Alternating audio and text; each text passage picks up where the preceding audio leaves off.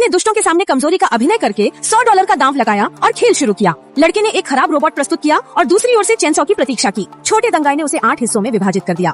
हंसते हुए उसने तत्काल $10,000 निकाले और फिर वे एक नया खेल शुरू करते हैं। दूसरे दौर में घंटी बजते ही लड़के ने अभिनय छोड़ दिया। जमीन पर बिखरे रोबोट के टुकड़े पुन एकत्रित हुए और छोटी भेड़ एक जंगली भेड़िए में परिवर्तित हो गई। प्रतिस्पर्धी जल्द ही समझ गया कि वह खेल में पीछे है और चेनसॉ वाला व्यक्ति सनहाओ के समीप नहीं पहुंच सका। लड़के के कुशल संचालन के अंतर्गत छोटा रोबोट बार बार टूटता और पुनर्निर्माण होता रहा। थोड़े प्रयास से उसने अपनी बाहें खोल दी। लड़के ने बाघ को धोखा देने वाले स्वांग में सुअर बनकर बदमाशों को भूमिगत युद्ध क्षेत्र में हरा दिया। लड़के का नाम जियाओ होंग है, जो प्राथमिक स्कूल में पढ़ता है और हाई स्कूल से पास होता है। वह अक्सर अपने भाई के साथ उसके स्कूल का दौरा करता है। पहली बार मुझे लगा कि यह एक कठोर और उबाऊ कक्षा होगी, लेकिन उम्मीद के विपरीत यहाँ फ्रैंकस्टीन और उच्च तकनीक परियोजना अनुसंधान और विकास से भरा हुआ था, जिससे जियाओ होंग की छिपी प्रकृति जागृत हो गई थी। उसे अपने भाई द्वारा निर्मित चिकित्सकीय रोबोट पसंद आया। वह यहाँ आवेदन करना चाहता था, किंतु प्रोफेसर ने मना कर दिया। केवल विज्ञान और प्रौद्योगिकी शो में पुरस्कार जीतने पर ही पात्रता थी, लेकिन यह छोटा सा कारण तेज दिमाग वाले इस लड़के को नहीं हरा सकता था। कुछ दिनों बाद उसने आजमा कर जीतने का संकल्प लिया और अपना काम प्रदर्शित किया। एक टूटा हुआ चुंबक ने दर्शकों में रोमांचित लोगों को नवीन ऊर्जा प्रदान की। इसके पश्चात अच्छा प्रदर्शन आरंभ हुआ। हजारों चुंबकीय रोबोट्स अचानक मंच पर उतरे। केवल मनोनियंत्रण से वे इच्छानुसार मिलकर नए रूप रच सकते थे। सिर पर सेंसर के माध्यम से निर्माण करने की क्षमता थी, जिसे मिनटों में पूरा किया जा सकता था। इसका उपयोग परिवहन की सभी प्रणालियों के विकल्प के रूप में हो सकता है और अंतरिक्ष में यात्रा करना भी असंभव नहीं है। इस प्रदर्शन ने निवेशकों को भी आकर्षित किया और प्रोफेसर को जियो होंग को प्रवेश सूचना भेजने के लिए प्रेरित किया।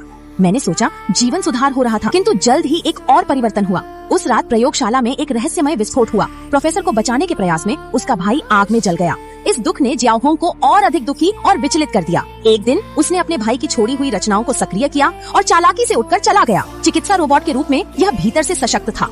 उन्नत सेंसर और चिकित्सा उपकरणों के साथ बाहर से यह एक बड़े कपास की कैंडी जैसा था, मुलायम और अच्छा से फिट बैठता था। बड़े सफेद के साथ छोटी लाल ने अपने सबसे कठिन समय को पार किया। अचानक एक दिन उसने पाया कि उसके द्वारा बनाए गए चुंबकीय रोबोट को आग में नष्ट नहीं किया गया था, बल्कि एक रहस्यमयी मुखौटा आदमी ने इसे हथियार के रूप में चुराया था।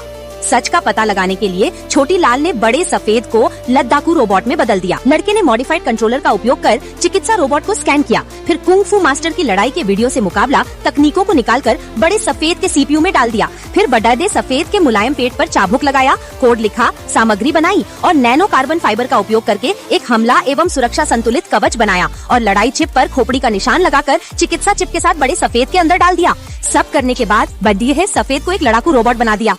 चुंबकीय रोबोट के निर्देशों का पालन करते हुए दोनों एक त्यागा हुआ गोदाम पहुंचे और वहां का दृश्य देखकर चौंक गए। गोदाम में चुंबकीय रोबोट का विद्यमान उत्पादन चल रहा था। तभी एक कार अचानक सामने आई, यह जानकर कि छोटी लाल का दोस्त उसकी सुरक्षा के लिए यहाँ आया था। कुछ बातचीत के साथ मुखौटा आदमी वहाँ आने में सफल हो गया। अपडेटेड और अपग्रेडेड होने के बाद उसने चुंबकीय रोबोट को पूरी तरह से नियंत्रित कर लिया था। पहली बार लड़ाई में बड़े सफेद को लगभग शट डाउन कर दिया। भागते समय दोनों ने कार को उस गति से चलाया जैसे वह फरारी हो।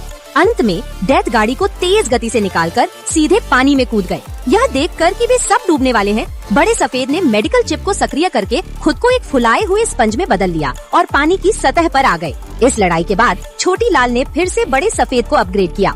इस बार उसने एक आयरन मैन की किट को सीधे नकल किया, एक शानदार लाल कवच जिसमें लॉन्च करने वाली अजेय रॉकेट मुट्ठी थी, लेकिन उसके और भी कई कार्य थे। छोटी लाल ने इसके लिए एक जोड़ी पंख भी बनाए, जो इसे जमीन पर लड़ाई के साथ साथ हवा में भी उड़ दे सकता था। एक उत्साहित ख्याल के साथ बच्चे ने अपने मित्रों को भी सुपर हीरो में परिणत करने की योजना बनाई। परिवर्तित नियंत्रक का प्रयोग कर मित्रों को स्कैन करते, कोडिंग करते शक्तिशाली उपकरण निर्मित किया। रासायनिक गर्ल केमिस्ट्री के ज्ञान को धुनों में सहज रूप देने में सिद्धहस्त थी।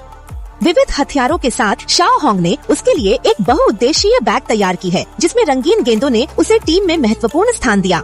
टॉम बॉय प्रकार की गति और जोश की खोज में है। शाओ होंग ने मैग्नेटिक उत्तोलन हॉट व्हील्स जूतों का एक जोड़ा और दोनों हथेलियों में मैग्नेटिक उत्तोलन ढाल बनाई, ताकि वह रक्षा के साथ साथ आक्रमण भी कर सके। घुंघराले बाल वाले को बिजली का शक्तिशाली प्रभाव पसंद है, इसलिए उसे थंडरबॉल लेजर हाथ चाकू दिए गए। एक कुशल खिलाड़ी बनने के लिए दूसरे भाई ने मिडिल स्कूल के दौरान फायर ब्रीडिंग ड्रैगन किट खरीदी। वह जगह जगह आग उगलता था। 5 ताकतवर और शुभ्र पुरुषों ने एक श्रेष्ठ मरीन की रचना की। रहस्यों से घिरा मुखौटाधारी, उन्हें छूने वाला व्यक्ति खुद एक सम्मानित प्रोफेसर और शाओ होंग के भावी गार्डियन थे। इतने माननीय व्यक्ति का दुष्ट में परिवर्तन हुआ, जबकि एक अनैतिक व्यापारी ने अपनी बेटी को एक प्रयोग से गुमनाम कर दिया, जिसके कारण प्रोफेसर इतने गुस्से में थे कि उन्होंने जानबूझकर आग लगा दी। केवल शाओहोंग के मैग्नेटिक रोबोट को हड़पने की इच्छा में अराजकता का लाभ उठाना चाहता था। प्रतिशोध के लिए उसने अपने शिष्यों पर हमला करने में संकोच नहीं किया और यहाँ तक कि पूरे शहर को नष्ट कर दिया ताकि अपनी बेटी को दफनाया जा सके। सौभाग्य से सुपरमरीन ने समय पर साजिश को उजागर किया और विशेष लड़ाई में उग्र प्रोफेसर को हराने के लिए एकजुट होकर काम किया और उसकी गुमशुदा बेटी को दाबाई और जियाहोंग ने क्वांटम जगत से बचाया था। लेकिन दाबाई की कीमत यह है कि वे हमेशा के लिए क्वांटम जगत में रहे। सुपरमरीन वह पहली फिल्म है जिसे डिज्नी और मार्वल ने मिलकर बनाया है। पहले टकराव ने 21वीं सदी के लिए एक यादगार स्क्रीन छवि की नींव रखी।